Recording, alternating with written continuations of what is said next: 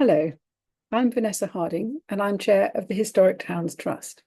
In this short video, I'd like to explain what the Historic Towns Trust does and why I hope this will be of interest to participants in the All About That Place challenge. The Trust is a charity run by volunteer trustees. Our overarching mission is to widen understanding and appreciation of our shared past, one that chimes with the ambitions and aims of the Society for One Place Studies and the British Association for Local History, and that reaches out to the genealogy and family history community. We seek to fulfill our mission by producing beautiful and fascinating maps and atlases of Britain's historic towns and cities, in collaboration with local historians, geographers, and archaeologists, both amateur and professional. Our publications are used by individuals, in schools and universities, and by community groups. The maps we produce are folded single-sheet maps, like the Ordnance Survey maps on which they're based. On the reverse is a street directory or gazetteer, plus illustrations and short text boxes on various topics. Together, they provide an engaging introduction to the history, development, and present appearance of the town or city.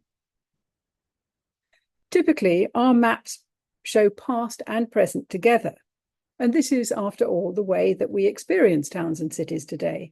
The modern scene includes surviving buildings, ancient street lines, historic place names, and commemorations of past events and people.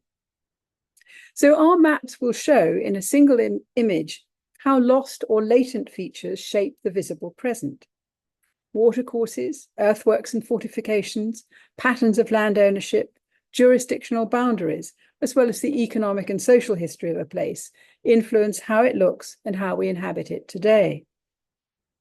So, how can our approach help you visualize and understand the history of your own place?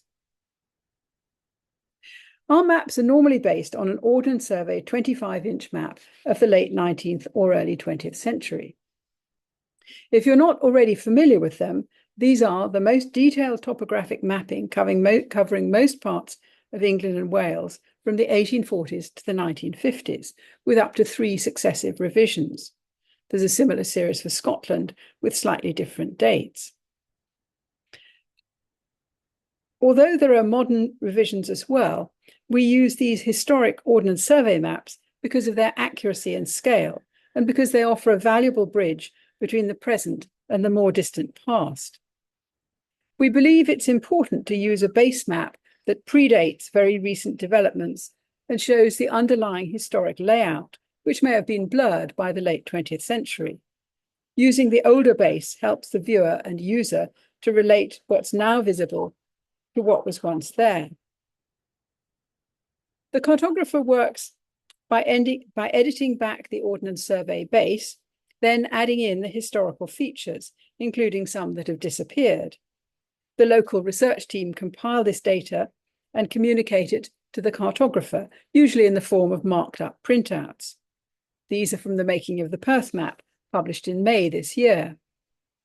The complete process of creating a map, turning information into cartography, is directed by the Trust's cartographic editor, Giles Darks, and he made a video for last year's series of All About That Place, describing that process, that's still available on our YouTube channel listed here.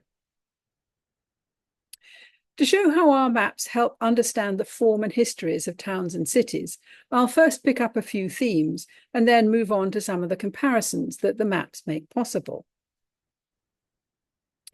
One of the most fundamental topographical features shaping towns and cities is water, as a means of communication and transport, defence, drinking supply, and for industrial uses. I can't think of a British town or city that isn't on a watercourse or the sea. The intersection of land and water routes is often key to location, and how and where the water flows or flowed shapes the form of the human settlement that grows up beside it. Considerable effort may be made to manage, constrain, or exploit water resources, not always with complete success, as even today.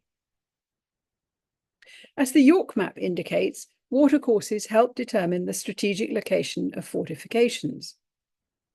Here in Cambridge, the castle was further from the river, but still on a distinct slope.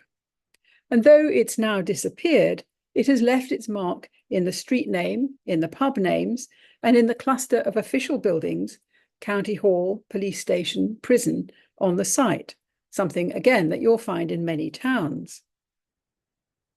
Leading on from this, land ownership, particularly public land ownership, is an important historical continuity.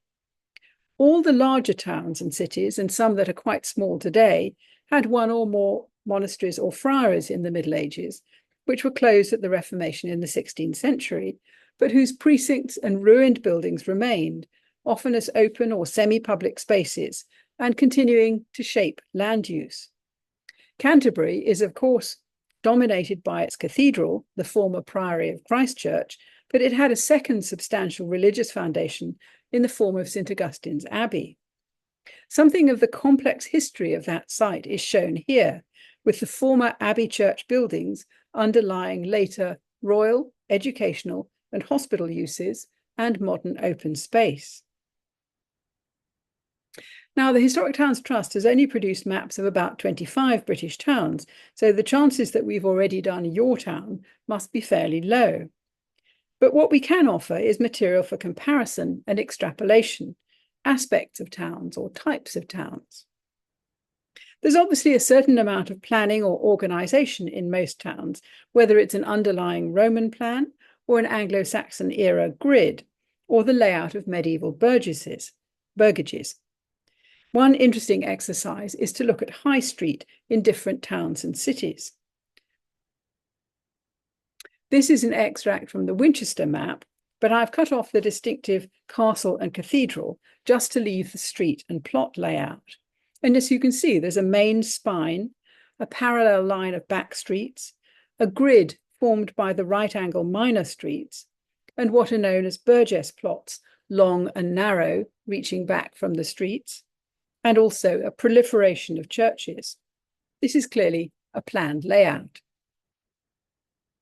Moving to Coventry, this is a much more organic shape, though with the churches still very important and the earthworks in the middle, but some of the burgess plots are still very visible. And this is Oxford. Again, it's a fairly formal plan with traces of the plot layout, but you can see how much they've been encroached on by a distinctive element of the town's particular history. Most British towns in the 16th and 17th centuries were still focused on a medieval core, spreading outwards in a somewhat piecemeal or haphazard fashion. But as towns grew, landowners and developers saw the potential of planned development to maximise the value of their estates.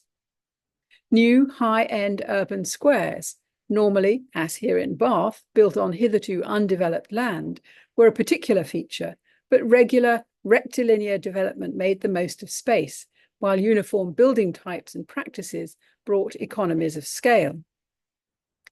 In the 18th and 19th centuries, of course, it's much more common for there to be small extent developments, especially of housing for the new urban working and middle classes.